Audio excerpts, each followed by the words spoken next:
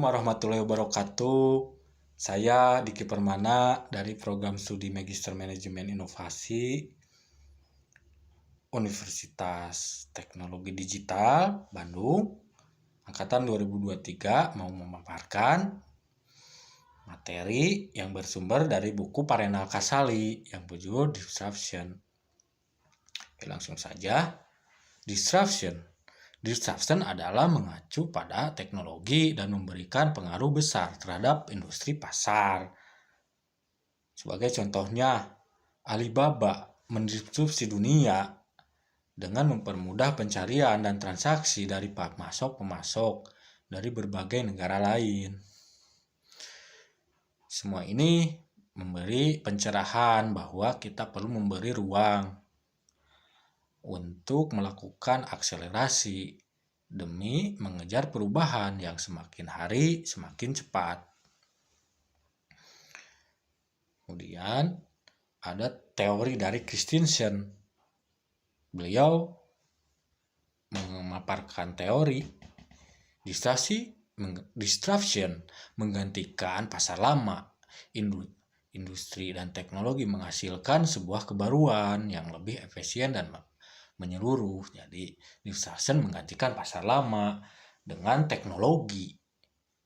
Industri menghasilkan suatu kebaruan yang lebih efisien dan menyeluruh. Inovasi memang sejatinya destruktif sekaligus kreatif. Karena itulah selalu ada yang hilang dan memudar lalu hilang. Semua ini menakutkan, sekaligus bisa membuat kita membentengi diri secara berlebihan, meski ada lapangan kerja yang masa depan akan hilang atau akan digantikan dengan mesin. Selalu ada yang menggantikan, yang kita membutuhkan kreativitas, semangat kewirausahaan, kemudian cara-cara baru. Begitulah motivasi dari bukunya Parenal Kasali. Dan Mark Zuckerberg berpendapat memaparkan teori bahwa sukses tergantung pada kemampuan kita menyelaraskan ketiganya, seperti iteration, innovation, dan disruption. Itu adalah cara-cara baru seperti apa dunia baru dalam peradaban Uber yang pertama di luar negeri.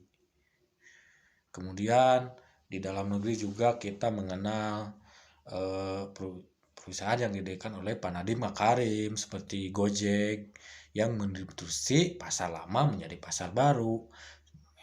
Pak Nadiem menciptakan sebuah produk jasa transportasi online yang cepat, murah, yang dibutuhkan oleh banyak orang. Itu adalah contoh dari disruption di Indonesia atau di dalam negeri.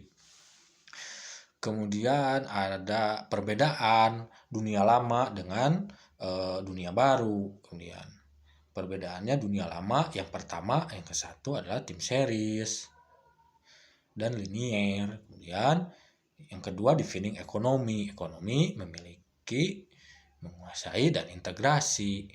Kemudian yang ketiga on the line ekonomi, menunggu antrean. Kemudian keempat supply demand tunggal. Kemudian lawan-lawannya terlihat, lawan-lawannya jelas, ya, berbeda dengan pasar yang baru. Pasar yang baru ini bersifat real time dan eksponensial. Kemudian yang pertama. Kemudian yang kedua ada sharing ekonomi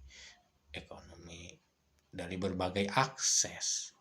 Kemudian yang ketiga on demand ekonomi, begitu yang diinginkan saat itu juga tersedia. Itu. Kemudian yang keempat supply demand dengan jejaring. Kemudian kelima lawan-lawannya tak terlihat. Dalam dunia baru disruption terdapat lawan-lawan yang tidak terlihat. itu adalah perbedaan dunia lama. Kalau dunia lama lawan-lawannya jelas terlihat. Berbeda dengan lawan dalam ciri-ciri dunia baru, lawan-lawan tak terlihat. Itu teori yang dipaparkan dari bukunya Pak Renal Kasali. Ya. Di masa depan ada sebuah pekerjaan yang akan hilang digantikan dengan teknologi yang lebih teknologi yang masa kini, seperti pekerjaan yang akan hilang adalah teller bank, kemudian tiketing. Nah, itu salah satu contoh pekerjaan-pekerjaan yang hilang di masa yang akan datang. Itu menurut bukunya Pak Renal Kasali. Ya.